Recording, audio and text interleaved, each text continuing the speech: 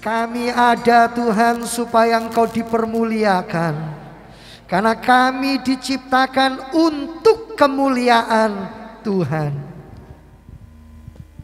Tuhan sudah melawat umatnya. Tuhan memberkati WL, Tuhan memberkati pemusik, Tuhan memberkati kami semuanya. Di dalam nama Tuhan Yesus, terpujilah Tuhan. Haleluya, amin. Selamat hari Minggu Bapak Ibu. Jangan bosan, pagi ini saya yang masih menyampaikan firman Tuhan. Jadi 3 kali berturut-turut di bulan Januari ini, ya. Saya percaya Bapak Ibu hari-hari ini diperlengkapi untuk mengalami kehidupan dalam kemuliaan Tuhan. Apa yang saya sudah sampaikan, apa yang saya sudah bagikan pagi ini, kita akan melanjutkannya. Terakhir kita berbicara tentang salib Kristus. Barang siapa mendambakan hidup dalam kemuliaan Allah, harus belajar menyangkal dirinya sendiri, lalu memikul salibnya sendiri. Bukan salib Kristus, kita tidak akan pernah mampu. Tetapi setiap kita memiliki salibnya sendiri. Yang kita pikul, yang kita tanggung adalah salib kita sendiri. Bukan 1 minggu 1 kali, bukan 2 hari sekali, tetapi setiap hari. Mari, masih tentang salib. Saya mengajak Bapak Ibu membuka 1 Korintus 1 ayat 18. 1 Korintus pasal 1 ayat 18. Bagi orang-orang di luar Kristus, berita tentang salib itu menjijikkan. Ini sebuah penghinaan besar. Tapi buat Bapak Ibu dan saya, di dalam salib ada kekuatan Allah, ada penebusan Allah, ada kekudusan Allah. Dan di dalam salib ada pemulihan. Kita membaca 1 Korintus 1 ayat 18. Bapak Ibu bisa lihat di layar LCD. Sebab pemberitaan tentang salib memang adalah kebodohan. Kebodohan bagi mereka yang akan binasa. Tetapi bagi kita yang diselamatkan, pemberitaan itu adalah kekuatan Allah. Jemaat yang dikasihi Tuhan, secara rasio, secara pemikiran, bagaimana Alkitab mengajarkan bahwa salib adalah kekuatan Allah? Bukankah secara rasio, secara pikiran, di atas salib itu adalah kehinaan? Salib itu ada, salib itu terjadi, justru itu penderitaan, justru itu tekanan hidup, justru itu goncangan hidup. Bagaimana secara rasio kita bisa menerima bahwa salib adalah kekuatan Allah? Jemaat yang dikasihi oleh Tuhan, sekali lagi bagi Bapak Ibu dan saya, bagi kita yang hidup dalam kemuliaan Allah, bagi Bapak Ibu dan saya yang percaya kita harus menunjukkan kemuliaan Allah, maka pemberitaan tentang salib adalah kekuatan Allah. Bagi mereka yang tidak menghargai salib, bagi mereka yang menuju kepada kebinasaan, maka berita tentang salib adalah kebodohan. Karena di dalamnya ada kelemahan, di dalamnya ada ketidakberdayaan, di dalamnya ada kematian dan kebinasaan. Coba kita lihat sebentar 1 Korintus 1 ini ayat yang ke-23 sampai 24. Tetapi kami memberitakan Kristus yang disalibkan, untuk orang-orang Yahudi suatu batu sandungan, dan untuk orang-orang bukan Yahudi suatu kebodohan. Tetapi untuk mereka yang dipanggil, baik orang Yahudi maupun orang bukan Yahudi, Kristus adalah kekuatan Allah dan hikmat Allah. Saudara, bagi orang-orang Yahudi yang biasanya menerapkan hukum hati nurani, bagi mereka salib adalah penderitaan yang di dalamnya tidak ada lagi perasaan yang bisa dipertanggungjawabkan bahwa salib itu enak untuk ditanggung. Jadi mereka menolak berita salib. Tetapi bagi orang-orang Yunani yang menghargai rasio, yang menghargai filsafat, yang menghargai kebijaksanaan, pola pikir yang tinggi, bagi mereka tidak masuk akal salib ini karena tidak rasional. Tapi Bapak Ibu, sesungguhnya baik orang Yahudi maupun Yunani, baik orang yang mengutamakan hukum hati nurani maupun hukum pikiran, sesungguhnya salib ini adalah hal yang di atas rasional, berarti supra rasional, bukan tidak masuk akal, tetapi memang jauh melampaui akal manusia. Jadi bukan tidak bisa diterima, tapi mereka tidak mau untuk menerimanya. Jemaat yang dikasihi oleh Tuhan, ketika mereka berkata bahwa berita tentang salib adalah kebodohan, orang-orang ini nggak sadar. Kalau mereka berkata berita salib itu adalah kebodohan, mereka menganggap dirinya orang hebat. Mereka mulai terjebak di dalam kesombongan, dan mereka mulai berkata apa? Mereka lebih pintar daripada Tuhan. Dan saudara, Tuhan menentang orang yang sombong. Tuhan gak suka orang yang congkak. Dan Tuhan akan menghancurkan segala pandangan-pandangan yang tidak sesuai dengan kebenaran firman Tuhan. Saudara yang dikasihi oleh Tuhan, ada seorang filsuf yang bernama Mencius. Mencius ini filsuf yang hebat. Dia orang yang pandai dan dia diagung-agungkan. Ketika Mencius belajar tentang siapa sih manusia itu, lalu apa bedanya manusia dengan hewan? Apa bedanya manusia dengan yang lain? Maka Mencius berkata, manusia itu terletak perbedaannya dengan segala makhluk yang lain karena manusia punya hati nurani, karena manusia punya perasaan. Dan sejak saat itu semua pengajar-pengajar, semua pendidik-pendidik pada masa Mencius akan berkata, apa sih manusia? Manusia adalah pribadi yang punya hati nurani. Manusia adalah pribadi yang punya perasaan. Manusia adalah pribadi yang bisa merasakan, bisa sedih, bisa susah, bisa menangis, bisa tertawa, bisa gembira. Hanya sampai di situ. Lalu Mencius ini mewakili pemikiran dunia timur, Bapak Ibu. Dan ada seorang pemikir lain dari dunia barat, namanya adalah Aristoteles. Saya percaya pasti Bapak Ibu belum kenal orang ini, ya. Saya juga tidak kenal, hanya tahu dari membaca, karena hidupnya jauh daripada tahun-tahun kita hidup ini. Betul? Ada tetangga Bapak Ibu namanya Aristoteles? Ada? Nggak ada, ya. Nggak ada, tetangga kita namanya pasti beda-beda. Nah, Aristoteles ini mewakili pemikiran dunia barat. Lalu beliau berkata, enggak, manusia itu bukan cuma pribadi yang punya hati nurani. Dia berkata, enggak, saya enggak setuju itu. Saya enggak setuju ajaran Mencius, karena mereka hidup pada zaman yang hampir sama. Tapi Aristoteles berkata, manusia itu dinilai, manusia itu disebut manusia, dia beda dengan makhluk lain menurut Aristoteles, yang akhirnya diikuti oleh semua dunia barat dan pengaruhnya sampai hari ini, saudara. Apa, saudara? Aristoteles berkata, manusia itu sesungguhnya adalah makhluk rasional.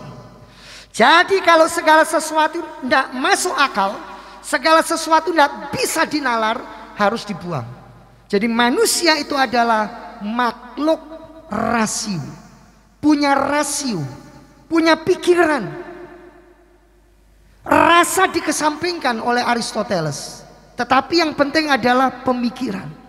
Jadi kalau nggak masuk akal, jangan pernah diterima. Itu nggak bisa. Lalu apa kata Alkitab, Bapak Ibu? Dan sampai hari ini Bapak Ibu, kenapa orang jadi ateis? Ya karena mereka terpengaruh dengan pemikiran pola barat, yaitu Aristoteles. Juga tokoh-tokoh di bawah daripada Aristoteles. Tapi apa kata Alkitab? Siapa manusia itu? Kalau Mencius mewakili dunia timur berkata manusia adalah makhluk yang berperasaan, Aristoteles berkata manusia adalah makhluk yang punya rasio dan mengedepankan akal budi. Lalu apa kata Alkitab? Siapa saudara? Siapa saya? Coba lihat kanan kiri dulu. Lihat kanan kiri. Saudara, siapa kita ini? Alkitab berkata manusia sesungguhnya adalah makhluk pribadi yang diciptakan dalam peta dan gambar Allah. Baiklah kita menjadikan manusia itu menurut gambar dan rupa kita. Artinya apa saudara? Di dalam hidup saudara dan saya ada kehidupan Allah. Karena itu sebenarnya Kristen itu artinya adalah Kristus kecil. Katolik itu artinya satu. Jadi kita harus menjadi satu tubuh Kristus, di mana dunia melihat gereja harusnya melihat ada Kristus. Dunia melihat rumah tangga saudara, dunia harus melihat ada Kristus.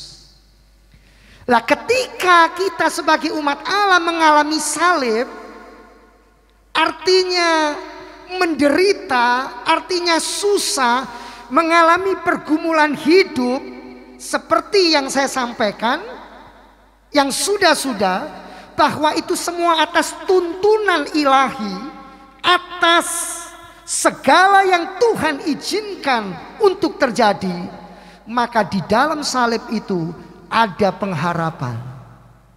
Dan lewat salib, Bapak Ibu yang dikasihi Tuhan, ada janji tentang penebusan, ada pengudusan, ada pemulihan, ada pengharapan, dan ada kasih yang sudah dicurahkan. Jadi artinya bagi orang di luar Kristus, salib itu melambangkan penderitaan, kekejian, kutuk, kematian, keburukan, goncangan hidup, dan apapun semua yang buruk. Tapi buat saudara dan saya, justru dengan salib, dengan tantangan, dengan pergumulan, dengan penderitaan hidup, kita tetap bertahan mencari Allah. Kita tetap hidup di dalam kekudusan. Kita tetap menjaga tingkah laku kita sesuai firman. Maka sesudahnya kita akan melihat kebangkitan. Kita akan melihat hidup. Kita akan melihat ada janji Allah, ada pengharapan yang luar biasa. Saudara, kita lihat sebentar. Akhirnya sampai hari ini pengikut Mencius masih banyak, pengikut Aristoteles masih banyak. Tetapi saudara dan saya tidak perlu ikut mereka. Karena apa? Alkitab berkata yang benar adalah manusia diciptakan dalam peta dan teladan Allah, yang di dalamnya ada roh, jiwa, dan tubuh. Ya. Sedangkan kalau pikiran, sedangkan kalau itu perasaan hanya ada di dalam areal jiwa. Walaupun terkadang Alkitab itu menyamakan istilah roh dengan jiwa, tetapi juga bisa dibedakan. Apa bedanya? Karena roh itu yang menghubungkan kita dengan Allah. Ketika Adam dan Hawa berdosa, Alkitab berkata apa? Maka mereka akan mati, tetapi masih hidup. Jadi rohnya yang terputus, hubungan pribadi dengan Allah. Makanya di dalam keadaan kita mengalami salib, cari wajah Allah, kejar Allah, lapar haus akan kebenaran Allah, saudara akan dipuaskan. Amin. Yang melepaskan saudara bukan gedung gereja yang besar. Yang melepaskan saudara, yang memberkati saudara bukan khotbah pendeta besar, termasuk besar badannya, atau besar gerejanya, atau besar rumahnya. Tapi yang terpenting adalah bagaimana kehidupan pendeta ini, hamba Allah ini harus sungguh-sungguh di dalam kemuliaan Allah. Sekali lagi, tidak ada orang yang sempurna, tidak ada orang yang tidak pernah berdosa. Tetapi bagaimana kita menyelesaikan itu dan kita keluar, kita mau menjadi pribadi yang seperti Tuhan mau. Mari kita lihat sebentar Bapak Ibu, Yesaya 29 ayat 14. Kita mau lihat sebentar Yesaya 29, 1 Korintus ditutup ya. Nanti kita ke sana. Yesaya 29 Bapak Ibu. Kita akan lihat sebentar Yesaya 29 ayat 14. Yesaya 29 ayat yang ke-14 dikatakan begini. Maka sebab itu sesungguhnya aku akan melakukan pula hal-hal yang ajaib kepada bangsa ini, keajaiban yang menakjubkan. Hikmat orang-orangnya yang berhikmat akan hilang, dan kearifan orang-orangnya yang arif akan bersembunyi. Saudara lihat, kepandaian manusia di hadapan Allah itu nol besar. Sebab Allah yang menciptakan rasio, Allah yang memberikan hikmat. Terus ayat 20, ayat 19. Ayat 19. Orang-orang yang sengsara, justru sebaliknya lihat. Sekarang orang-orang yang sengsara malah apa? Bukan cuma bersukaria, tambah bersukaria di dalam Tuhan. Kuncinya di dalam Tuhan. Ini secara logika nggak masuk akal, kontradiktif, ya. Lalu dan orang-orang miskin di antara manusia akan bersorak-sorai. Ini tidak masuk akal. Kok bisa kayak begini? Kuncinya di mana? Karena ada di dalam Yang Maha Kudus, Allah Israel. Artinya apa? Di tengah-tengah penderitaanmu yang sesaat, di tengah-tengah kemiskinanmu, itu semua cuma sesaat. Itu hanya seketika lamanya. Maka Tuhan, selama saudara ada di dalam Tuhan, selama saudara sungguh-sungguh dengan Tuhan, kemuliaan Tuhan akan terbit atasmu. Amin. Sementara ayat 14 dikatakan orang yang berhikmat, ya, hikmat orang-orang ini, orang-orang yang berhikmat akan hilang, kearifan orang-orangnya yang arif akan bersembunyi. Artinya apa? Di hadapan Allah, mau sehebat apapun tidak ada artinya. Karena Allah melampaui apapun, dan Allah di atas segala-galanya. Luar biasa. Mari kita buka Bapak Ibu di dalam Matius pasal 7. Kita lihat Matius pasal yang ke-7. Lihat Matius pasal yang ke-7, ayatnya yang ke-13. Matius pasal 7 ayat 13. Masuklah melalui pintu yang sesak itu, karena lebarlah pintu dan luaslah jalan yang menuju kepada kebinasaan, dan banyak orang yang masuk melaluinya. Karena sesaklah pintu yang dan sempitlah jalan yang menuju kepada kehidupan, dan sedikit orang yang mendapatinya. Saudara, seringkali yang kita dengar, Tuhan kenapa saya Kristen sudah sungguh-sungguh, Tuhan kenapa saya sudah ikut Tuhan, setiap minggu saya ibadah. Bahkan bukan hanya setiap minggu, doa apapun saya sudah lakukan. Bahkan saya sudah berpuasa. Tuhan, saya sudah mengerjakan apa yang Tuhan perintahkan di Alkitab. Tapi kenapa saya masih mengalami salib? Kenapa saya harus memikul salib ini setiap hari? Saya orang tua yang benar, saya orang tua yang mendidik anak sesuai firman. Tapi kenapa anak saya seperti ini? Saudara, ada banyak orang yang bertanya. Tuhan, saya sudah cari ini pekerjaan, saya sudah melakukan semuanya, tapi kenapa seperti ini?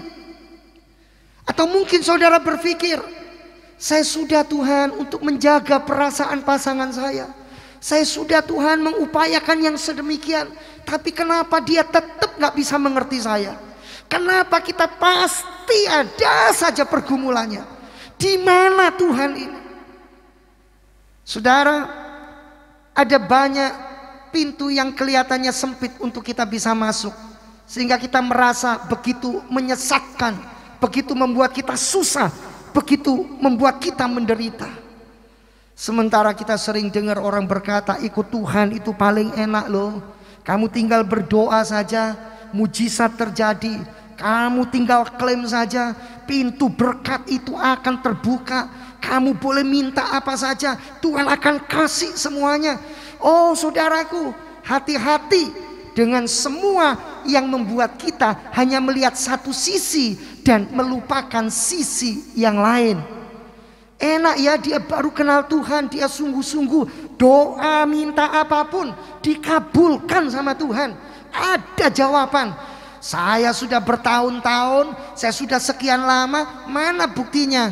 Katanya Tuhan mengasihi saya, katanya Tuhan ada di dalam gerejanya. Mana?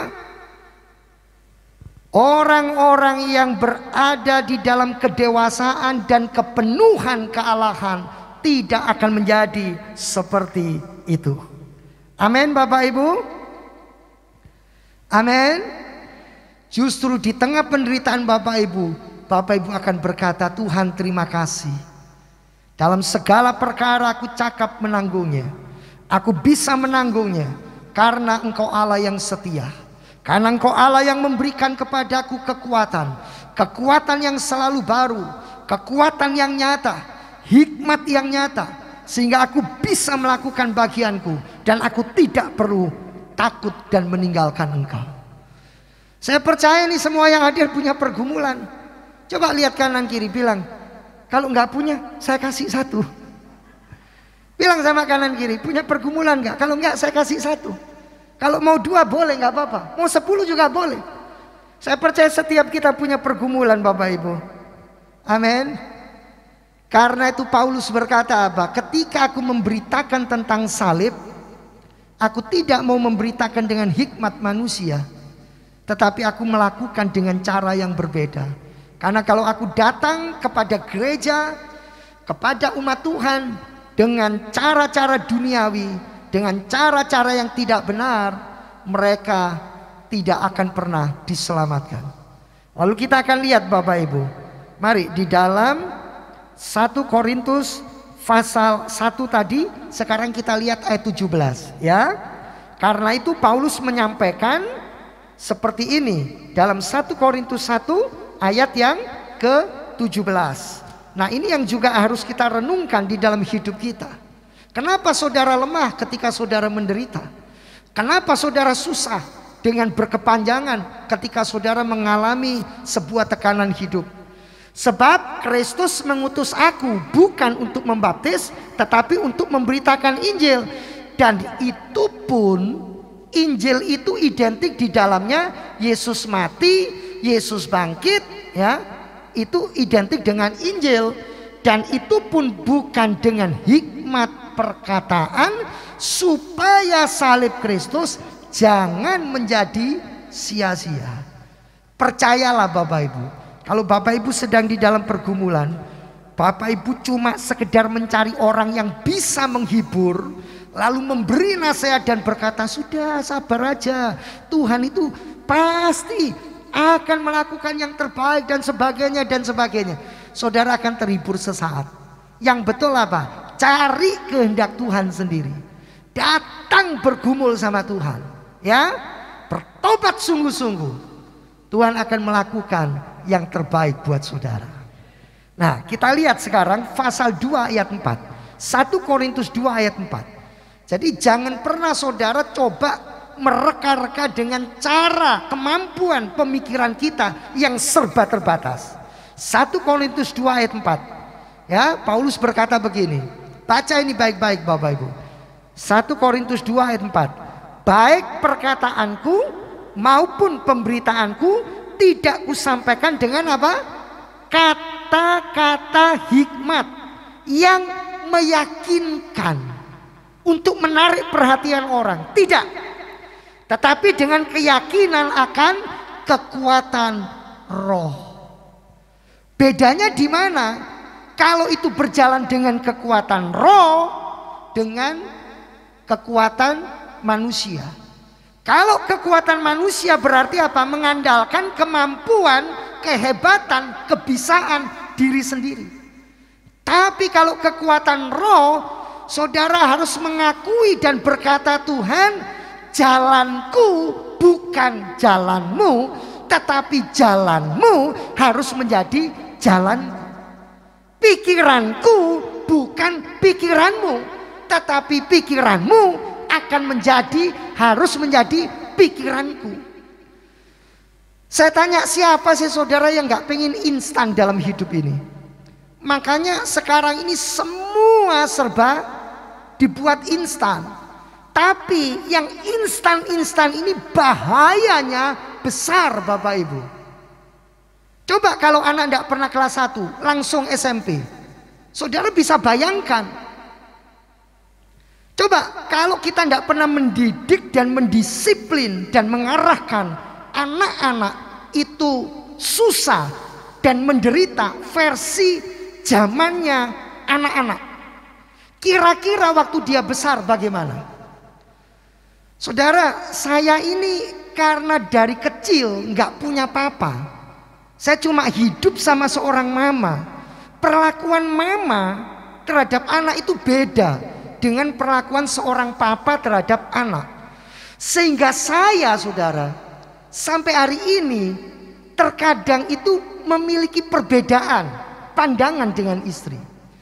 Istri saya itu lebih bisa untuk berkata, biar anak-anak mengalami sesuai dengan keberadaannya, karena dia harus menghadapi zaman yang tidak mudah. Jadi artinya pembelajaran yang terkadang saya ini pengen lakukan, seolah-olah saya tuh pengennya pokoknya semua baik-baik, semuanya aman, anak-anak harus sedemikian rupa diatur dan sebagainya. Ternyata saya salah, Bapak Ibu. Kenapa? Ketika anak-anak ini harus membuka matanya dan melihat kenyataan dunia itu ternyata seperti ini. Aduh, penuh dengan gejolak. Ada banyak kompetitor. Istri saya pernah berkata, kalau anak-anak terus dibuat seperti ini, suatu hari mereka tidak akan jadi pribadi yang tahan, yang mampu, yang kuat. Dan itu menyadarkan saya. Termasuk saudara, saya harus belajar banyak dari kebenaran firman. Jadi anak-anak dengarkan ini baik-baik.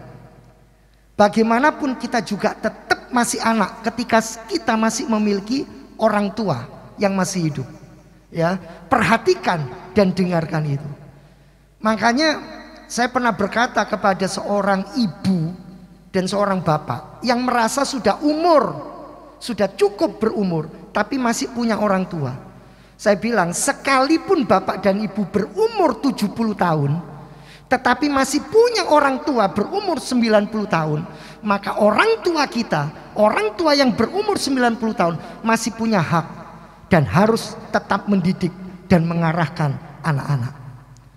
Saudara, saya kembali, seringkali kita ini hanya pakai kemampuan dan kekuatan manusia, bukan kekuatan roh. Kalau kekuatan roh berarti saudara betul-betul bergantung kepada Roh Kudus, membawa semua di dalam doa. Saya dulu punya pengertian yang salah. Saya pikir pokoknya anak-anak semua harus baik, harus enak, harus ini, harus itu. Sebab saya berpikir penderitaan orang tua tidak perlu kita berikan kepada anak-anak. Ternyata enggak, anak-anak akan punya penderitaannya sendiri. Kok enggak ada yang amin, Bapak Ibu? Kita mau sampai umur berapa memangnya dampingi anak-anak terus? Mereka harus punya salibnya sendiri. Betul nggak Bapak Ibu? Mau sampai umur 100 pun itu sementara, bukan kekal. Mau sampai 90 tahun itu juga sementara, bukan kekal. Amin. Makanya terkadang anak-anak itu ngomongnya begini, kalau papa di rumah, papa jadi kayak mama, tapi mama jadi kayak papa. Kebalik perannya.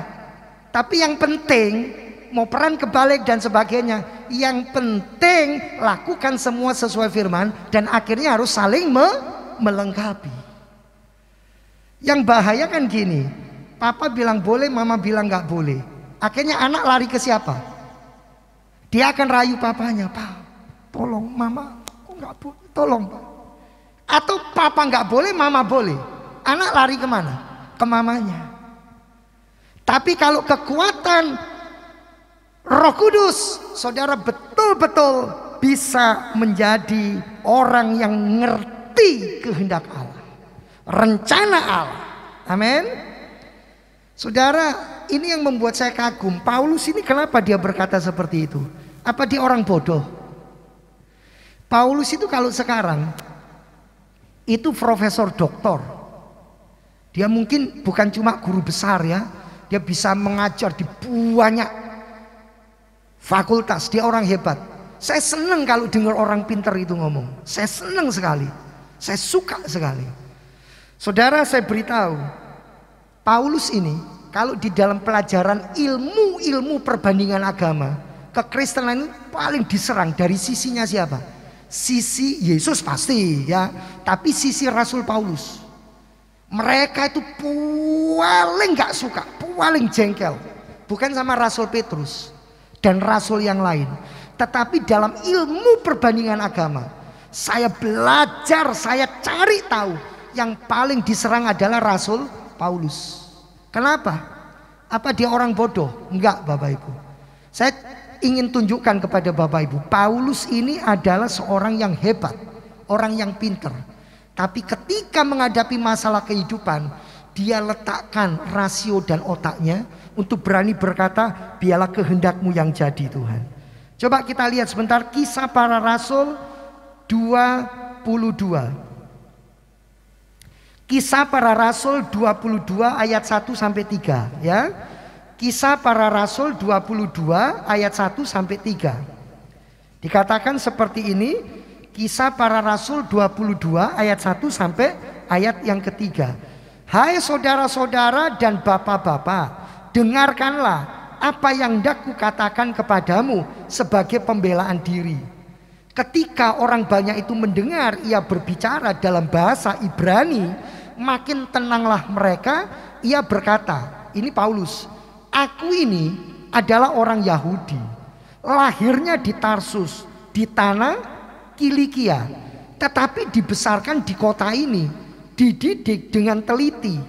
Perhatikan ini orang pintar Paulus ini, dididik dengan teliti di bawah pimpinan Gamaliel dalam hukum nenek moyang kita, sehingga aku menjadi seorang yang giat bekerja bagi Allah sama seperti kamu semua pada waktu itu. Paulus ini berkata dengan kehebatannya dia pengen membela jalan Tuhan, tapi dengan cara apa? Menangkap semua orang-orang Kristen, dipenjarakan lalu dibunuh. Kenapa? Karena Paulus dengan hikmat manusianya dia berpikir semua yang dia lakukan itu benar. Sampai dia harus mengalami dan betul-betul tunduk kepada hukum kekuatan roh, dan itu mengubah kehidupannya.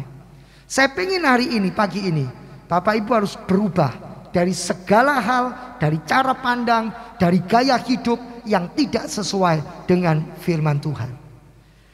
Kita lihat Kisah Para Rasul 5 ayat 34. Gamaliel itu siapa? Kisah Para Rasul 5 ayat 34. Kisah Para Rasul 5 ayat 34. Dikatakan seperti ini Bapak Ibu. Kisah Para Rasul 5 ayat 34. Tetapi seorang Farisi dalam mahkamah agama itu yang bernama Gamaliel, dia adalah seorang ahli Taurat yang sangat dihormati oleh seluruh orang banyak. Dia bangkit, dia meminta supaya orang-orang itu disuruh keluar sebentar. Jadi ketika ada keributan besar, yang bisa menenangkan sebuah mahkamah agama yang besar adalah Gamaliel. Kenapa? Karena dia orang yang sangat terpandang, dan Paulus adalah murid orang ini. Tetapi Paulus yang hebat, Paulus yang pinter, dia berkata, kalau aku pakai rasio, maka Tuhan punya yang supra rasio. Aku pakai pikiran secara rasional, Tuhan itu supra rasional dalam berpikir. Artinya apa?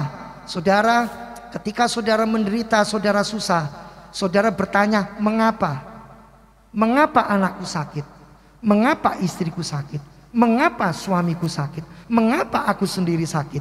Saudara tidak pernah menemukan jawaban yang memuaskan. Dan saudara harus kembali berkata, di balik semua yang aku tahu, Tuhan mau menyatakan kemuliaannya. Itu yang terpenting. Jadi jemaat Bapak Ibu yang dikasih Tuhan, segala bentuk ilmu pengetahuan, segala bentuk kepandaian manusia yang dibangga-banggakan di dalam dunia ini, lewat studi apapun, lewat bukti apapun, tidak akan pernah membawa dunia kepada pengenalan akan Allah. Dan sebaliknya, termasuk orang yang masa bodoh, tidak mau tahu, tidak mau ngerti. Pokoknya, kata pokoknya, pokoknya aku begini, ya begini, tidak mau diubah. Pokoknya sama saja. Yang satu merasa terlalu pandai, yang satu merasa terlalu tidak berdaya. Kita lihat yang benar yang kayak apa. Dan ini bisa membawa kita mengenal Allah. 1 Korintus 1 Bapak Ibu. 1 Korintus 1, mari kita kembali 1 Korintus 1 ayat 25 sampai 31. Saya baca dengan cepat.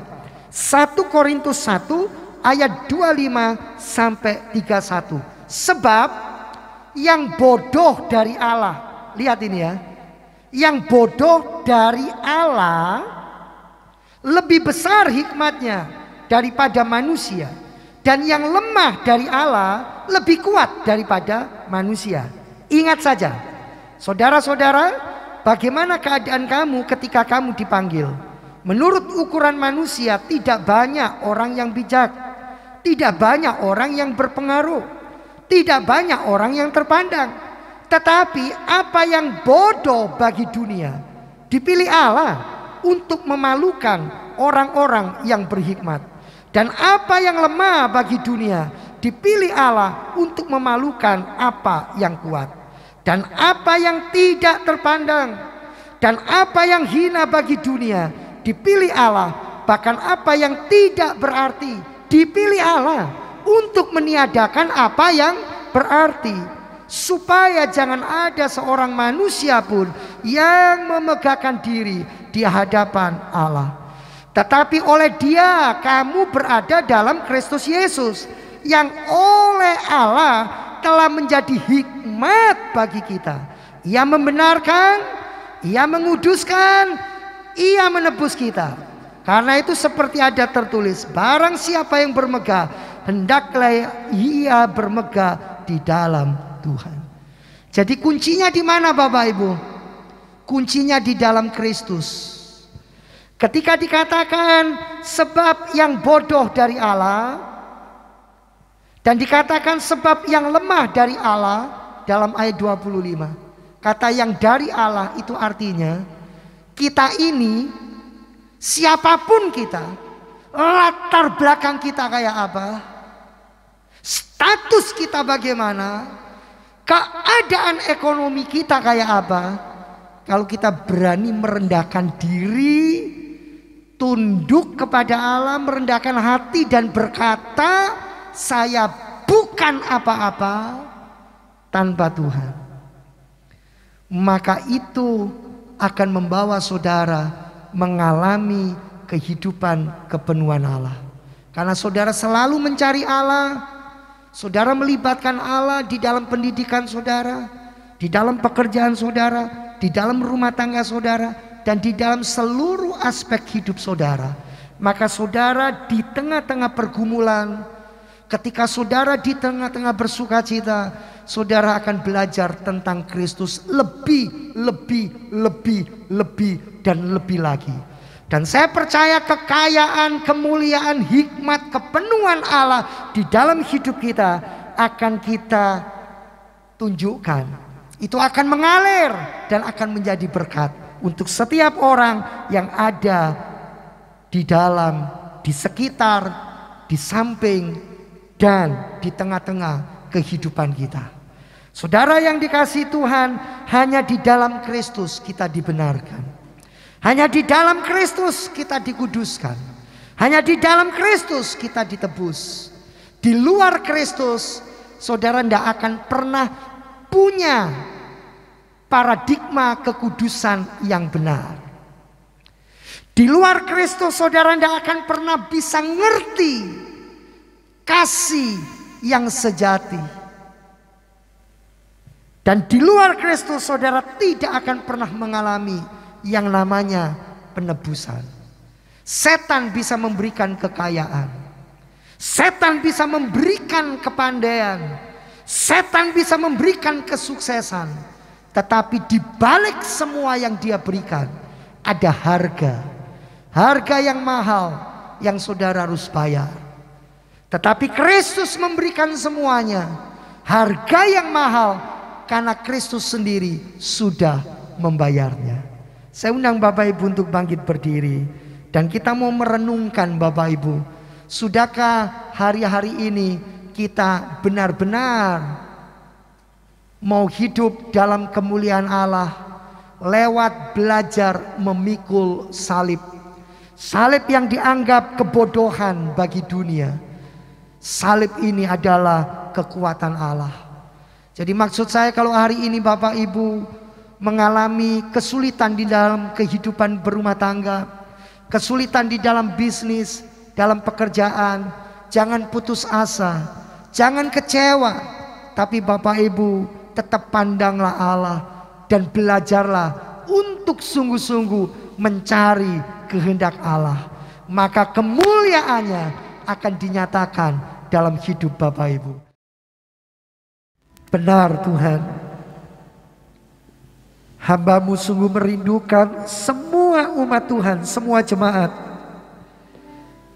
dari hari ke hari boleh mengalami kehidupan di dalam kemuliaan Tuhan. Semakin mengenal Tuhan, semakin siap menghadapi segala yang Tuhan izinkan.